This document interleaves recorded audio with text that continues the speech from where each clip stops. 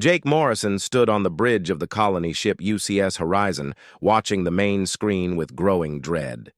The blue dot that had always marked Earth's position on their navigation charts was flickering like a dying star. Captain Lisa Barnes moved beside him, her face pale as the communications officer Ryan Cooper frantically worked his controls trying to maintain contact with their homeworld.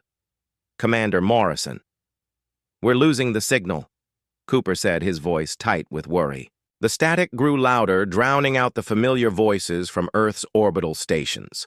For 300 years, those stations had been humanity's lifeline to the stars, broadcasting news updates, scientific data, and messages from loved ones to the scattered colonies across the galaxy. Barnes grabbed the ship's intercom microphone. "All hands, this is the captain. Prepare for emergency protocols." Her words echoed through the corridors where 50,000 colonists were going about their daily routines, unaware that their world was about to change forever. Morrison had been expecting trouble for months. Reports from the inner systems spoke of strange activities by the Zephyrian Empire. Their sleek silver ships had been seen near human colonies, asking questions about Earth's location and demanding access to historical databases. The Zephyrians were an ancient race obsessed with order and control. They believed chaos was a disease that needed to be cut out of the galaxy like a cancer. "Sir, I'm getting something," Cooper said, adjusting his headset. A voice crackled through the static, weak but clear. It was Admiral Patricia Stone speaking from Earth's Defense Command Center. Her words sent ice through Morrison's veins. "This is Earth Control Final Transmission. The Zephyrian Empire has issued Purification Protocol 7 Alpha. All records of Earth's location are being erased from galactic databases. We have maybe 10 minutes before they shut down our communications permanently. Tell our people in the colonies that Earth will always be with them, even if we're gone from the maps." The transmission cut to silence. Cooper worked desperately trying to re-establish contact, but the blue dot on their navigation screen had vanished completely. Where Earth had been for billions of years, there was now just empty space according to every computer system on their ship. Dr. Helen Rodriguez rushed onto the bridge, carrying an armload of old books and papers. She was the ship's chief historian, a woman who believed that digital storage could never replace the written word. "Commander, I heard the announcement. I have something you need to see." She spread the papers across the navigation table. They were hand-drawn star charts copied from ancient Earth texts. "I've been keeping physical records of everything. Books, journals, maps written by hand. The Zephyrians can erase our computers, but they can't delete ink and paper." Barnes leaned over the charts. "These show Earth's real coordinates." "More than that," Rodriguez said. "They show the routes our ancestors took when they first left Earth. Every human colony world, every trade route, every diplomatic contact. It's all here in formats that can't be digitally erased." Morrison studied the papers, feeling hope stir in his chest. "How many other ships have historians like you?" "I don't know, but I trained dozens of students over the years. I always told them to keep written records. Some of them are probably out there right now with their own collections." The ship's alert system suddenly activated. Red lights flashed as Cooper received an urgent message. "Sir, we're getting reports from the colonies. Zephyrian fleets are moving into human space. They're telling other alien races that we're dangerous refugees from a dead world that never really existed." Morrison felt anger building inside him. The Zephyrians weren't just erasing Earth from the maps. They were trying to erase humanity itself. "How long until we reach the outer rim?" 2 weeks at current speed. Barnes replied. "Good. Send encrypted messages to every human settlement you can reach. Tell them to gather their historians, their old books, anything written by hand. We're going to need every scrap of Earth's memory we can find." Rodriguez was already organizing her papers. "Commander, there's something else. Before we lost contact, I was working with scientists on Earth. They were creating backup systems, hidden caches of information stored in places the Zephyrians would never think to look." "What kind of places?"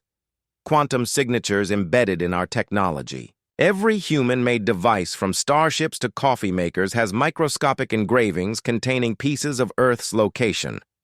The coordinates are scattered across millions of items, but if you know how to read them, Morrison smiled for the first time since the transmission ended. You can reconstruct Earth's position? Exactly. The Zephyrians might think they've erased us, but humans have been preparing for this possibility for generations. We've hidden our history in ways they can't imagine. As the horizon continued its journey toward the outer rim, Morrison looked out at the stars. Somewhere among them, Earth still existed, even if the galaxy's computers said it didn't. The Zephyrians had started a war they didn't understand. They thought they could erase humanity by deleting files and changing maps. They were about to learn that human memory was stronger than any computer system. Earth lived on in the hearts and minds of its children scattered across the stars. The Zephyrians had erased Earth from the maps, but they could never erase it from memory. 5 years had passed since Earth vanished from the galactic maps, and Lieutenant Colonel Steve Johnson crouched behind a broken wall on New Pacifica, watching Zephyrian guards march human workers toward the detention camps. The silver-skinned aliens moved with mechanical precision, their weapons scanning constantly for signs of resistance. Johnson's unit consisted of 12 former Earth military personnel who had refused to surrender when the Zephyrians arrived, claiming humans were illegal, immigrants from a non-existent world. The occupation had been swift and brutal. Anyone who insisted Earth was real was labeled mentally unstable and sent for re-education. "Colonel, we have movement on the north perimeter," whispered Sergeant Kate Phillips through his earpiece. She was hidden in the orbital maintenance tunnels, above the colony, checking the quantum readings from human-built equipment. Phillips had discovered something remarkable in those tunnels, but Johnson wasn't sure he believed her wild theories about hidden messages. "Hold position," Johnson replied. He watched as a group of human children was separated from their parents and loaded onto transport vehicles. The Zephyrians claimed they were saving the children from the delusions of their elders, teaching them the truth about their origins in special schools. But Johnson had seen those schools. The children came out speaking only Zephyrian languages, unable to remember their parents' names, or the stories they'd been told about a blue-green world where humans had lived for thousands of years. "This is Phillips. I'm reading the quantum signatures." "Again!" Her voice crackled with excitement. "Colonel, you need to see this. Every piece of human technology up here is broadcasting the same hidden signal. It's like they're all trying to tell us something." Johnson made his decision. "Fall back to the maintenance levels." He gave hand signals to his team, and they moved through the shadows toward the service ladders that led to Phillips's position. The orbital maintenance area was a maze of pipes and cables keeping the colony's systems running. Phillips had set up her equipment in a small chamber where the quantum resonance was strongest. Her scanner displayed patterns that looked like star charts. "Look at this," she said, pointing to the screen. "Every human device contains microscopic engravings. They're too small to see with normal equipment, but the quantum signatures reveal them. It's coordinates, Colonel. Pieces of Earth's real location." Johnson studied the display. "You're saying our people hid Earth's position in our own technology, not just the location. Cultural information, too. Song lyrics, poetry, historical events. It's all encoded in the quantum structure of our machines. The Zephyrians can erase databases, but they can't change the fundamental properties of matter." A new voice joined their conversation through the communication system. "This is Dr. Patricia Lewis calling from the Zephyrian capital." The signal was weak and encrypted, but clear enough to understand. "I'm working undercover in their research division. I have urgent information." Johnson activated the secure channel. "Dr. Lewis, this is Colonel Johnson. Go ahead.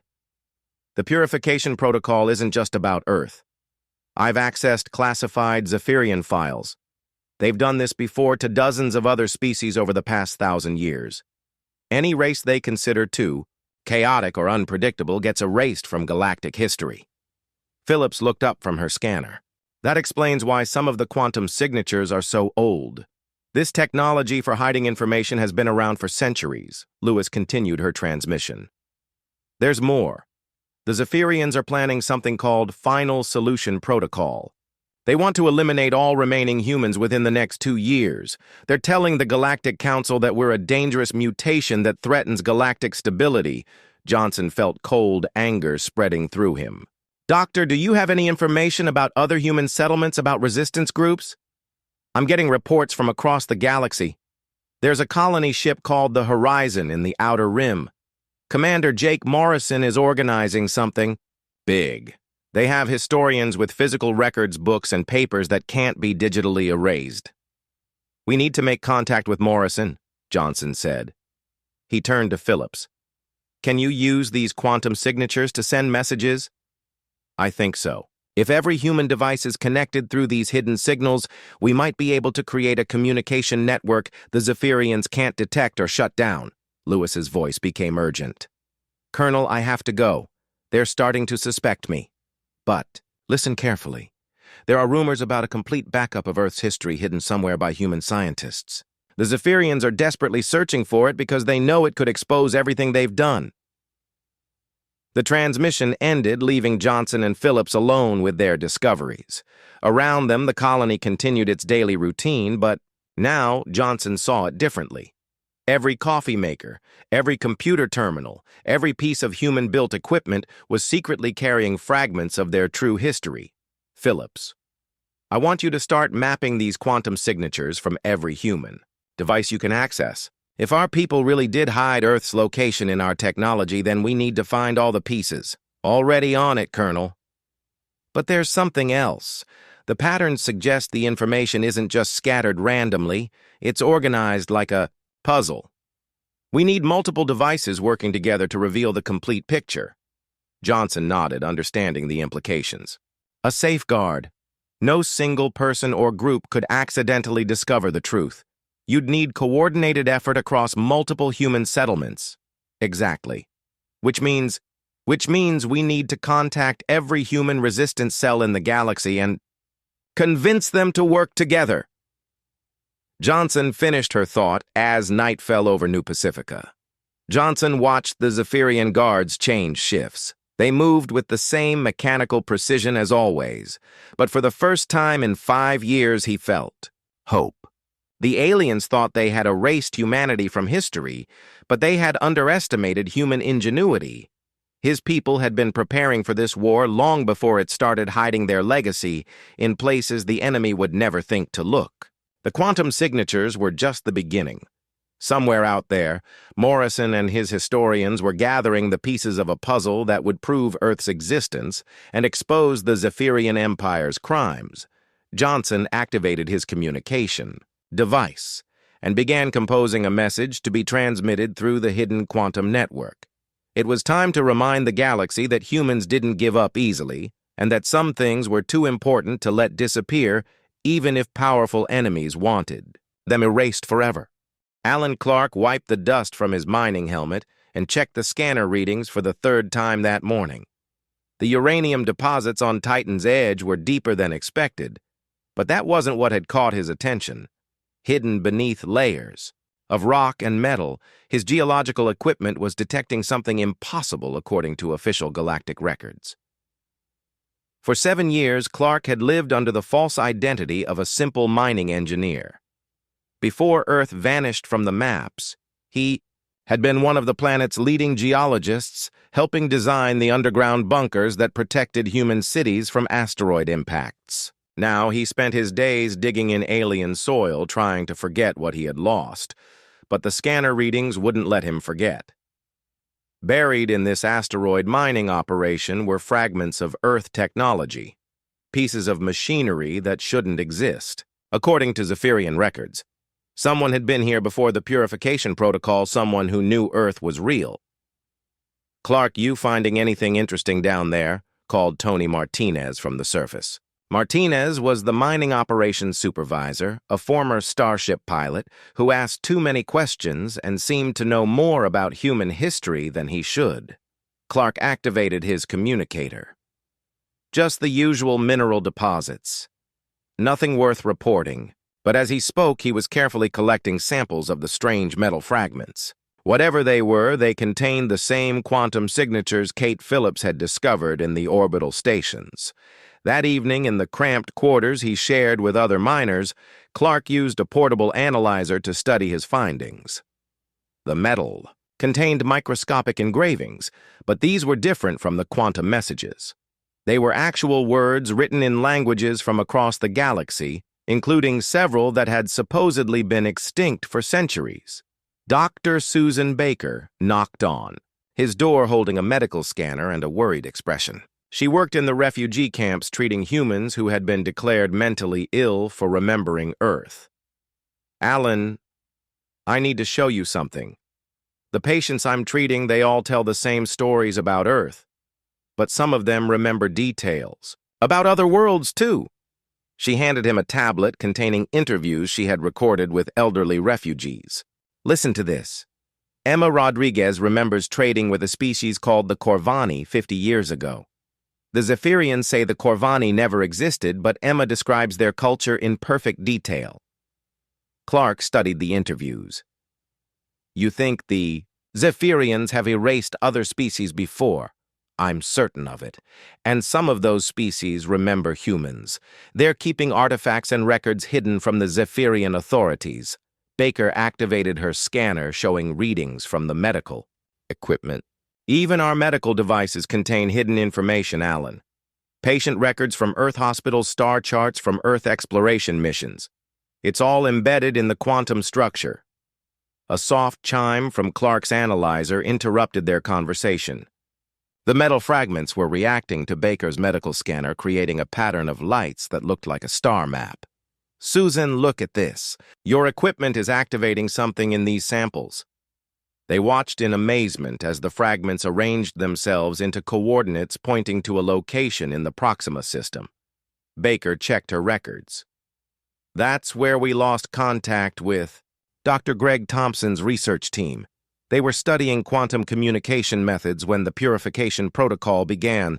Thompson was brilliant," Clark said, remembering his old colleague. "If anyone could hide a complete record of Earth's location and history, it would be him."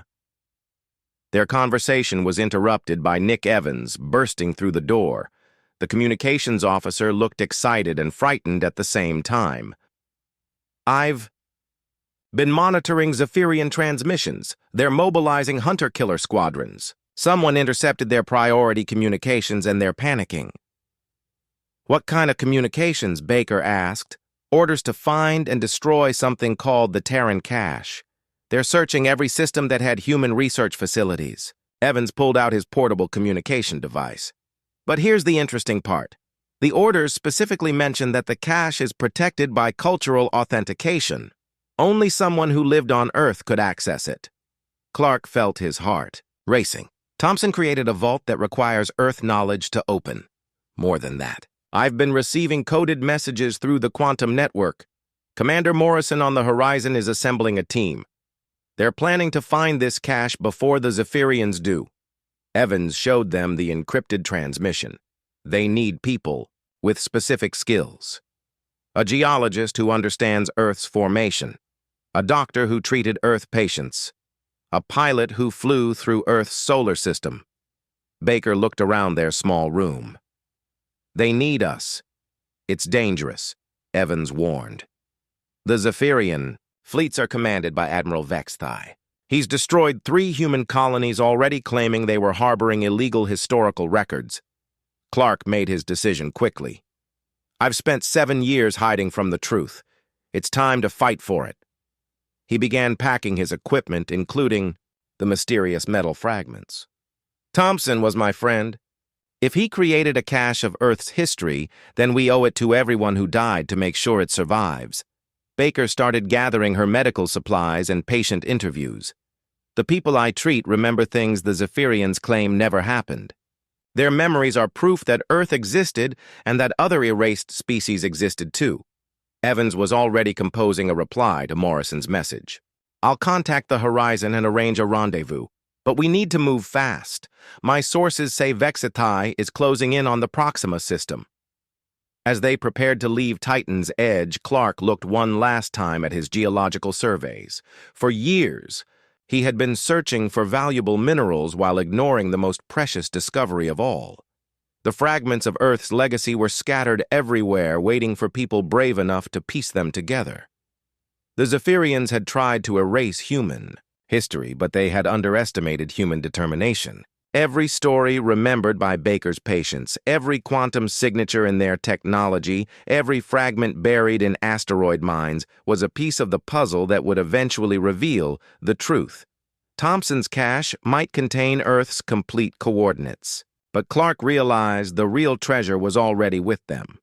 It was in the memories of survivors, the loyalty of alien friends, the ingenuity of human engineers who had hidden their culture in plain sight. The war for Earth's existence wasn't being fought with weapons and starships alone. It was being fought with stories and memories, with quantum signatures and metal fragments, with the determination of ordinary people who refused to let their world disappear from history as they boarded Evans's ship and prepared to join Morrison's mission. Clark felt something he hadn't experienced since Earth vanished from the maps. He felt like he was going home. Rachel Stone gripped the controls of the stealth ship Wanderer as it drifted through the debris field surrounding Proxima Station. The research outpost had been officially destroyed according to Zephyrian records, but her sensors were detecting life support systems still functioning deep within the twisted metal structure. "I'm reading quantum signatures from the station core," reported Dr. Carla Washington from her position at the decryption console. The cryptographer had joined their mission after discovering that her mathematical models matched patterns hidden in human technology. "Whatever Dr. Thompson created, it's still active after all these years," Commander Jake Morrison studied the tactical display showing Zephyrian patrol routes around the system. Admiral Vexthai's hunter-killer squadrons were methodically searching every asteroid and derelict station, but they hadn't detected the Wanderer yet. The old human stealth technology was apparently more advanced than the Zephyrians had realized. Stone, "Can you get us inside without triggering their sensors?" Morrison asked. "The station's outer hull is heavily damaged, but there's a maintenance airlock on the dark side," Stone replied. She had been flying through dangerous space for most of her adult life, but this mission felt different. They weren't just looking for treasure or supplies, they were searching for the key to humanity's survival. Alan Clark checked his geological scanner as they approached the station. "The quantum readings are stronger here. Thompson must have embedded the cache in the station's basic structure." He had brought samples of the strange metal fragments from Titan's edge, hoping they would help unlock whatever secrets the research team had hidden. Dr. Susan Baker monitored the life support readings with growing excitement. "Jake, there are still people alive in there. The bioscanners show at least a dozen human signatures in the central laboratory complex." The docking process took 30 minutes of careful maneuvering to avoid detection by the Zephyrian patrols. When they finally entered the station through the damaged airlock, they found themselves in a world frozen in time. The corridors were filled with research equipment and personal belongings abandoned when the evacuation order came. "This way," Clark said, following his scanner toward the quantum signatures. "The readings are strongest near the main laboratory." They moved through the darkened passages using portable lights to navigate around debris and damaged machinery. The station had been built to withstand attacks, but 7 years of neglect had taken their toll. Water dripped from broken pipes, and the air recycling system struggled to maintain breathable atmosphere. The laboratory door was sealed with a complex lock that required both digital codes and physical keys. Washington studied the mechanism with professional interest. "This is brilliant. Thompson created a system that needs multiple types of authentication. Digital encryption that can be changed, but physical keys that have to be present. Cultural authentication," Morrison added, remembering the intercepted Zephyrian communications. "Only someone who lived on Earth would know how to get inside." The first challenge appeared on a screen above the door. It was a question about Earth literature, asking for the opening line of a poem that had been popular in the 22nd century. Baker smiled and provided the answer from memory. Her patients in the refugee camps had recited that poem countless times. During their treatment, the second challenge required them to arrange physical objects in a specific pattern. Clark recognized it as a model of Earth's solar system and used his geological knowledge to place the planets in their correct positions relative to the Sun. The third challenge asked for a piece of music that had been played at the founding ceremony of the first human colony. "I remember that ceremony," Morrison said. He hummed the melody and the door locks began to disengage. "My grandfather was there when they established New Terra. He used to sing that song to me when I was a child, inside." The laboratory, they found Dr. Greg Thompson and his research team exactly as Baker's scanners had indicated. The scientists had been in suspended animation for 7 years, waiting for someone with the right knowledge to wake them up. Thompson's eyes focused slowly as the suspension system brought him back to consciousness. "Jake Morrison, you got our message?" "Message?" Morrison asked. "The quantum signatures in your ship's navigation system. We programmed them to activate when you reach this location." Thompson struggled to sit up as his body readjusted to normal functions. "How long have we been asleep?" 7 years. The Zephyrians have erased Earth from all galactic records. They're hunting down every human settlement claiming we're refugees from a world that never existed. Thompson nodded grimly. "We expected something like this. The Terran cache is ready." He led them to a massive quantum storage device that hummed with barely contained energy. "Everything is here, Jake. Earth's complete history and location, but also proof of what the Zephyrians have been doing for centuries." Washington connected her decryption equipment to the cache and began analyzing its contents. "Greg, this is incredible. You don't just have Earth's records, you have information about dozens of other species the Zephyrians have erased. We discovered their pattern during the final months before the purification protocol began," Thompson explained. "Every few hundred years, they target a species they consider chaotic or unpredictable. They erase all records and claim those species never existed. We found fragments of evidence about civilizations that vanished from history," Clark studied, the data flowing across Washington's screens. "How many species have they eliminated?" "At least 30 over the past millennium. Some of them were our allies, Jake. The Corvani, the Deltari, the Sphere Builders.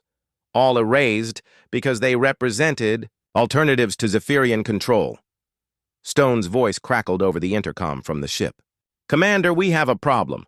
Zephyrian vessels are approaching the station. Admiral Vexthai's flagship just dropped out of hyperspace." Morrison made a quick decision. "Thompson, can the cache be copied?" "Already done. The quantum signatures in your ship contain everything. But Jake, there's something else you need to know." Thompson activated a display showing galactic maps spanning thousands of years. Earth wasn't humanity's first homeworld. We're an ancient species much older than the Zephyrians realize. They've been trying to erase us for millennia, but we keep coming back. Washington finished downloading the cache data just as Zephyrian troops began cutting through the outer hull. "I have everything. Earth's coordinates are confirmed, but more importantly, we have proof of their crimes against dozens of species. The other species, their survivors, are still out there hidden like we were," Thompson said as they prepared to evacuate. "Find them, Jake. Unite them." The Zephyrians fear chaos, but they've never faced organized resistance from all their victims working together. As they fought their way back to the Wanderer, Morrison realized the stakes had grown beyond saving humanity. They were carrying evidence that could liberate an entire galaxy from centuries of systematic oppression. The cache contained more than Earth's location. It held the key to restoring dozens of lost civilizations and proving that diversity was strength, not weakness. Commander Jake Morrison stood in the communications center of the Horizon, watching as the Terran cache data transmitted simultaneously to every human settlement across the galaxy. The quantum network that Kate Phillips had discovered was carrying more than hidden coordinates now. It was broadcasting the complete truth about humanity's ancient history and the Zephyrian Empire's systematic genocide, transmission complete. reported Nick Evans from his station. Every human device in the galaxy just received the cache data. The Zephyrians won't be able to stop it from spreading.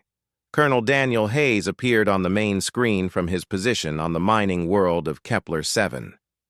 Jake, the response is incredible. Humans across 12 systems are confirming they received the transmission, but there's something else. We're getting responses from non-human species too. Morrison leaned forward. What kind of responses? Species we thought were extinct. The Corvani have been hiding in the Vega system. The Deltari survived in underground cities on their homeworld. They all remember trading with ancient human civilizations. They remember being friends with us before the Zephyrians erased them from history. Dr. Helen Rodriguez was coordinating with historians across the human settlements, comparing the cache data with their written records. Commander, the patterns are undeniable. Every human colony unconsciously rebuilt elements of Earth's culture. We carried our homeworld's memory in our hearts, even when we couldn't remember its location. Lieutenant Kelly Adams joined the conversation from New Shanghai Colony, where she was analyzing urban development patterns.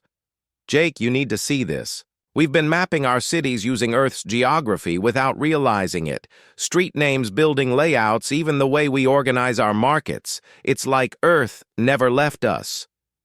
The celebration was interrupted by urgent warnings from their long-range sensors. Captain Lisa Barnes rushed onto the bridge with tactical reports. Jake, we're detecting massive Zephyrian fleet movements. Admiral Vex Thigh is mobilizing everything he has. How many ships? Over 300 vessels, including their heaviest battleships. They're moving toward Earth's coordinates. Barnes checked her scanner readings again. Jake, they're not planning to capture Earth. The energy signatures suggest they're preparing to destroy it completely. Morrison felt cold anger building in his chest. The Zephyrians weren't content with erasing Earth from the maps. Now they wanted to eliminate the physical world itself to make sure nobody could ever prove it had existed. Dr. Benjamin Clark contacted them from his hidden laboratory on Titan Station, where he had been reverse engineering captured Zephyrian technology. Commander, I've analyzed their weapon systems. Their planet killers work by destabilizing quantum fields, but I think I know how to stop them. How? The same quantum signatures we use for communication can be weaponized. If we coordinate signals from every human settlement simultaneously, we can create interference patterns that will disrupt their targeting systems. Clark's voice grew excited. More than that, Jake, we can turn their own technology against them. Steve Johnson reported in from New Pacifica, where his resistance cell had captured Zephyrian supply ships. We've got their ammunition, their power cores, even some of their smaller vessels. My people are ready to fight. Morrison made his decision. All human settlements, this is Admiral Morrison. We're going home to Earth, but we're not going as refugees. We're going as liberators. The response was immediate. From mining colonies to research stations, from hidden resistance cells to refugee camps, humans began preparing for battle. Ships that had been designed for exploration and trade were hastily converted into warships. Mining equipment became weapons. Scientific instruments became targeting systems. Amy Foster led the coordination efforts from her mobile command post. Jake, we're getting support from unexpected sources. Some Zephyrian officers are refusing orders. They're saying the Empire has gone too far. One of those officers was Commander Zeklon, whose encrypted message reached them through the quantum network. Admiral Morrison, my name is Zeklon of the Zephyrian Third Fleet. I have been monitoring your transmissions. What my empire has done to your species and others is wrong. I am prepared to share intelligence about our fleet positions and defensive capabilities. Morrison studied the tactical data Zeklon provided. The Zephyrian Empire was powerful, but they had never faced coordinated resistance from multiple species working together. Zeklon, can you contact other officers who might be willing to help? Already done, Admiral. Nearly 40% of our junior officers have expressed doubts about the purification protocols. We joined the fleet to explore the galaxy, not to erase civilizations from history. Dr. Susan Baker was coordinating medical support from her position on the hospital ship Mercy. Jake, I'm treating Zephyrian defectors now. They're telling us about prison camps where survivors from erased species have been held for decades. Earth isn't the only world we need to liberate. The battle plan came together quickly. Human settlements across the galaxy would coordinate their quantum signals to disrupt Zephyrian targeting systems while improvised fleets moved toward Earth's position. The cache data had revealed not just Earth's location, but detailed information about Zephyrian. Weaknesses. Captain Rachel Stone led the advanced scout group using captured stealth technology. Admiral, I'm detecting energy barriers around Earth's position. The Zephyrians have been hiding our homeworld behind artificial nebula fields for years. How many people are down there? Morrison asked. Billions. Jake, the planet wasn't destroyed. It was quarantined. They've been holding our people prisoner while telling the galaxy that Earth was uninhabitable. The revelation sent shockwaves through the human fleets. Earth survived, and billions of humans had been trapped there for years. Believing they were alone in the universe, Tony Martinez reported from his converted cargo hauler. Admiral, we're detecting massive energy buildup from the Zephyrian planet killers. They're preparing to fire on Earth. Morrison opened a channel to every human ship and settlement. All units, this is Admiral Morrison. Today we take back our home and prove to the galaxy that no empire has the right to erase entire civilizations. For Earth, for the memory of all erased species, and for the right to exist. The human fleets jumped to hyperspace heading toward Earth's coordinates, where the final battle would determine whether humanity would reclaim its place in galactic history or disappear forever. Admiral Jake Morrison watched Earth grow larger on the main screen as the combined human fleets dropped out of hyperspace at the edge of the solar system.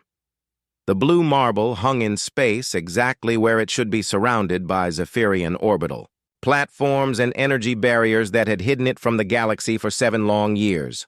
All ships, this is Morrison. Execute quantum disruption sequence now. His order was transmitted simultaneously to every human vessel and settlement across the galaxy. The quantum signatures that had preserved Earth's memory for so long suddenly became weapons disrupting Zephyrian targeting systems and communication networks. Captain Lisa Barnes coordinated the fleet movements from her position on the bridge. Jake, the disruption is working. Their planet-killer weapons are losing target lock. Admiral Vexthai's flagship was massive and heavily armed, but the Zephyrian commander had never faced an enemy that could turn his own technology against him. His communication systems were flooded with quantum static, while his weapon systems struggled to maintain coherence. Commander Sandra Bell led the first wave of ground assault ships toward Earth's surface. Admiral, I'm reading billions of life signs on the planet's surface. They're concentrated in what look like processing facilities. The truth was worse than anyone had imagined. The Zephyrians hadn't destroyed Earth's population. They had imprisoned them in massive camps, claiming they were being treated for mental illness. Millions of humans had spent years believing they were the last survivors of their species, while their families searched for them across the stars. Tech specialist Carl Roberts worked frantically to disable the orbital platforms that maintained the artificial nebula around Earth. These systems are incredibly complex, but I'm detecting quantum signatures from human engineers. Our people helped build these platforms. Helped or forced? Morrison asked grimly. Forced, I think. The construction shows signs of sabotage. Whoever built these platforms left us ways to shut them down. Roberts began activating the hidden shutdown sequences that human engineers had embedded in the Zephyrian technology.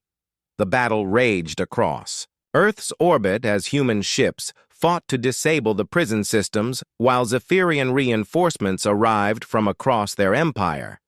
But Morrison's people had advantages the enemy hadn't expected. Zephyrian defectors led by Commander Zeklon provided tactical intelligence, while quantum disruption prevented effective coordination. Dr. Benjamin Clark's converted research vessel engaged 3 Zephyrian destroyers using weapons cobbled together, from mining equipment and scientific instruments. Admiral, their armor is designed to stop conventional weapons, but our improvised systems are confusing their defensive computers. On Earth's surface, the liberation began as human assault teams stormed the processing facilities. Colonel Steve Johnson led the attack on the largest camp where nearly 50 million humans had been held prisoner. Morrison, you need to hear this. The prisoners remember everything. They know Earth's real history. The Zephyrians couldn't erase their memories. Dr. Susan Baker was treating freed prisoners from the orbital medical stations. Jake, some of these people have been imprisoned since the purification protocol began. They've maintained underground schools teaching Earth's history to children born in captivity. The Zephyrian Empire's greatest fear was becoming reality. Not only were humans proving impossible to erase, but evidence of their crimes was spreading across the galaxy. The cache data had reached alien species that remembered pre-purification contact with dozens of supposedly extinct civilizations.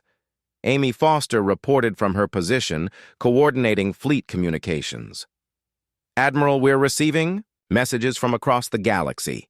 The Galactic Council is demanding answers from the Zephyrian Empire. Member species are discovering their own hidden records of erased civilizations. The tide turned when Captain Rachel Stone successfully penetrated Earth's atmosphere and began broadcasting from the planet's surface. Her transmission reached every corner of the galaxy, showing unmistakable proof that Earth existed and humans had never been refugees from a dead world. Citizens of the galaxy. This is Captain Rachel Stone of the Human Resistance speaking from Earth, the homeworld that was never destroyed. The Zephyrian Empire has lied to you for years.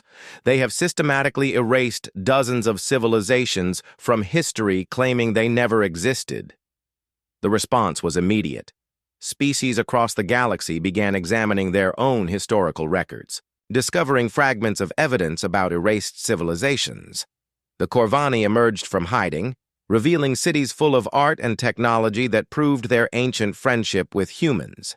Admiral Vex Thai made one final desperate attempt to destroy Earth using a quantum destabilizer weapon that would tear apart the planet's atomic structure. But Nick Evans had been monitoring Zephyrian communications and warned Morrison just in time. All ships converge on the flagship. We end this now.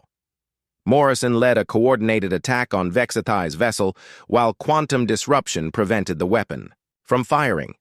The battle ended when Zeklon's loyalist Zephyrians overwhelmed Vexithai's bridge crew. The Admiral was captured and his planet-killer weapons disabled. For the first time in centuries, a purification protocol had been stopped and reversed. Tony Martinez landed his cargo hauler in New York Harbor, where millions of freed humans were celebrating their liberation. The city had been maintained as a museum by Zephyrian researchers studying human culture. But the people had never been allowed to return to their homes. Dr. Helen Rodriguez walked through the streets of Paris, reading from her handwritten records of Earth's history to crowds of children who had been born in the prison camps. Your world was never destroyed. Your culture was never lost. It lived on in the hearts of everyone who refused to forget. The Galactic Council voted overwhelmingly to restore Earth to official star charts and recognize the sovereignty of all previously erased species. The Zephyrian Empire was placed under galactic supervision, while war crimes tribunals began investigating centuries of systematic genocide. Morrison stood on Earth's surface, looking up at stars that had been hidden from his homeworld for so long. The orbital platforms were being dismantled, revealing the natural beauty of space around Earth. Lisa Barnes joined him as crowds of humans celebrated in the streets behind them. Jake, what happens now? Morrison smiled. Now we rebuild. Not just Earth, but the entire network of human colonies. We make sure this never happens again to any species.